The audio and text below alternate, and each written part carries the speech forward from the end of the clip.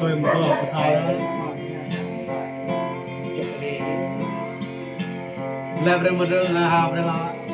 bơ dạng ấy ai hay lá dạng là chè hay chè ta lẹ đi lon này là lẹ bờ thảo rồi nhằm cao đây nào ai nhở ăn tôi đừng đừng ta năng nào đây tên ngài rui ra hả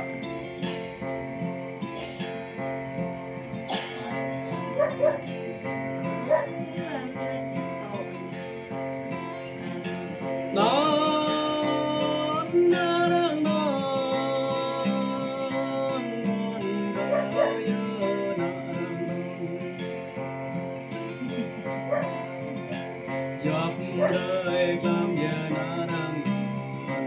giọt năm go cha na đang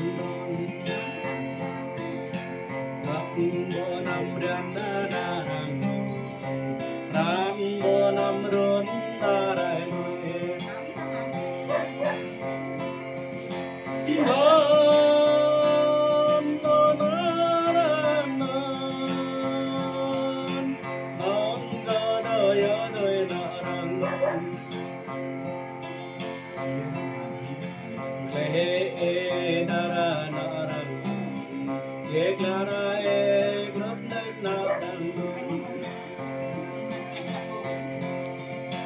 đọc dòng bộ thà hai tay bộ mây ông con bộ ghé tay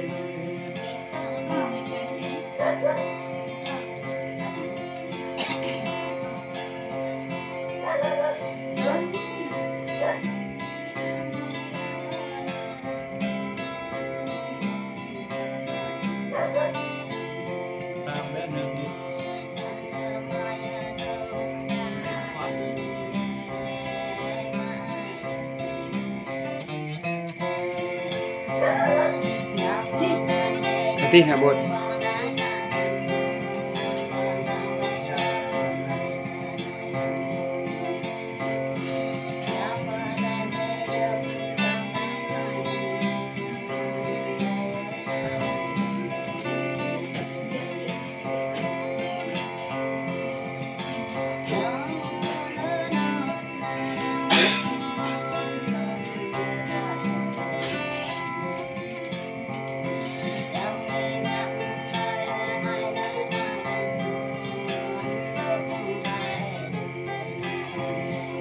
có ghế tang như vậy này.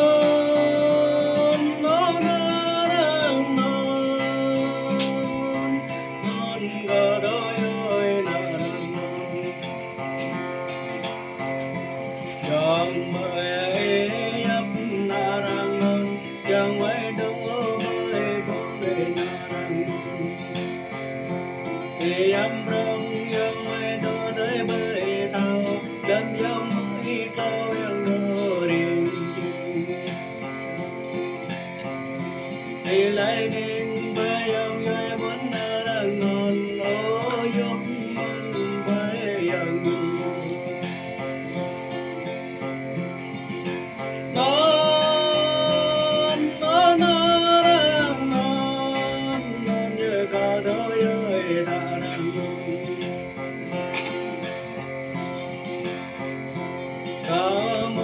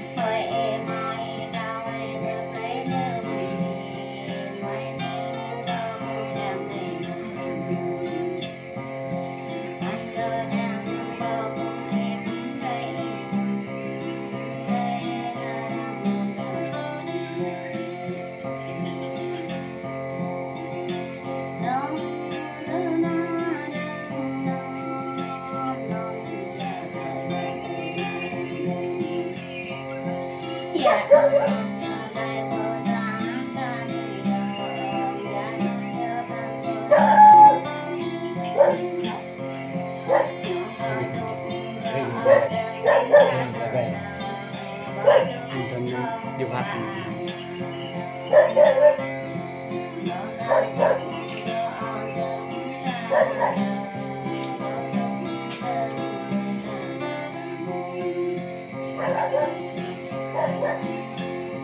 Kau tak boleh dulu.